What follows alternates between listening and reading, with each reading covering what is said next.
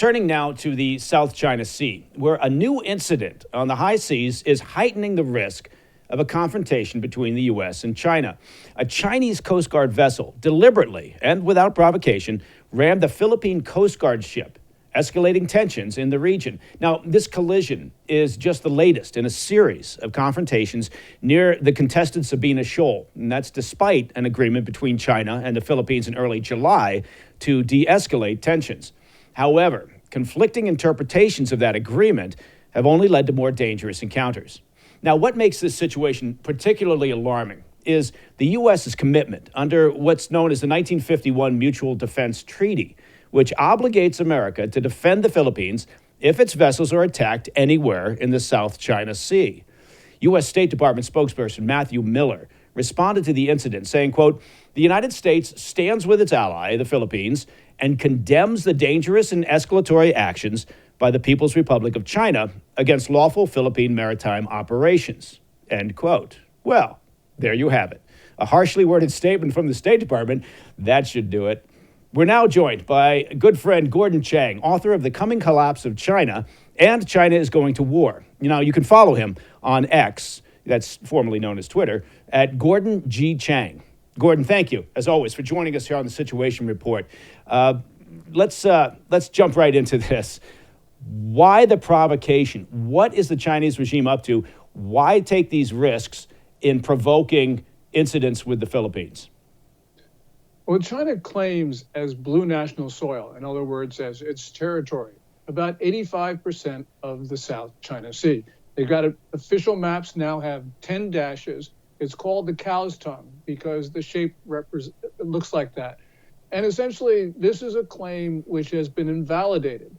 In 2016, in an arbitration case in The Hague, Philippines versus China, the arbitral panel came down and said that China's sea claims had no basis at all. But that doesn't matter. So what China is doing is it's trying to drive the Philippines, Vietnam, Malaysia, out of their exclusive economic zones, which gets a little bit technical. But the point is, these clashes are occurring very close to the main Philippine Islands and very, very far away from China. Yeah, now, they must know, right, the Chinese regime, they understand that there's this treaty from 1951 requiring or calling for the U.S. to step in and defend the Philippines. Does Xi Jinping, he just doesn't care? He doesn't believe that we'll actually engage in any support based on the treaty? That's a great question. And the answer is, I guess he doesn't think we will. There have been now 12 warnings from the Biden State Department that we are prepared to use force under the 51 treaty. And the president himself on 3 occasions, 2 of them recently, has said the same thing orally. He said it in October of last year and in this April. And apparently it's not having much of an effect on China. This raises all sorts of questions about what China is doing. There are a lot of provocative activities with regard to Taiwan, both on land and both on air and sea.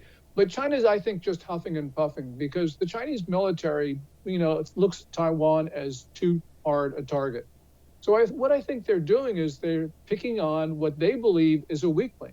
And apparently they don't think that the Biden administration will do anything about it. So these provocations have gotten worse, especially since June 17th with that terrible incident at nearby Second Thomas Shoal.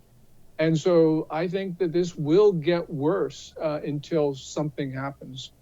By the way, China has moved 2 tugboats to Sabina Shoal vicinity, and they are probably going to try to tow away a Philippine ship that is moored in that area in order to bolster China's claims to what is clearly not theirs. Now, I guess that leads me to my next question, which is, okay, I get it. They're bullying other nations in a region that they imagine to be all of theirs, right? That belongs to them, and from their perspective, from the Chinese regime's perspective. To what end, in practical terms? Are they looking to expand and create another military facility on Sabina Shoal? Is that what it's all about, just claiming turf? Or is it more of a declaration of this is ours, stay out of our turf?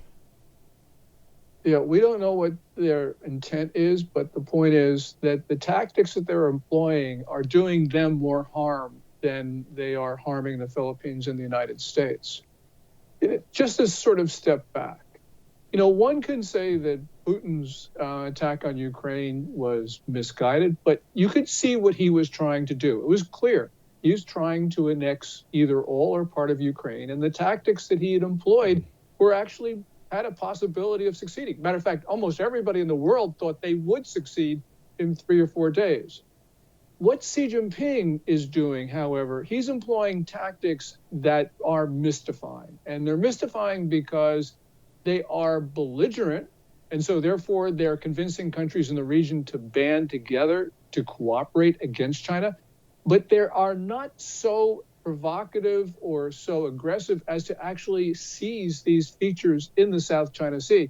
So there's a disconnect here between what they're doing and what they're accomplishing. Because so far, all they've done is they've managed to rile up the Philippines, drive it much closer to the U.S., get Japan hysterical about what's going on. And we're seeing this across the region, that right now the U.S. is in a stronger position because of what China has been doing.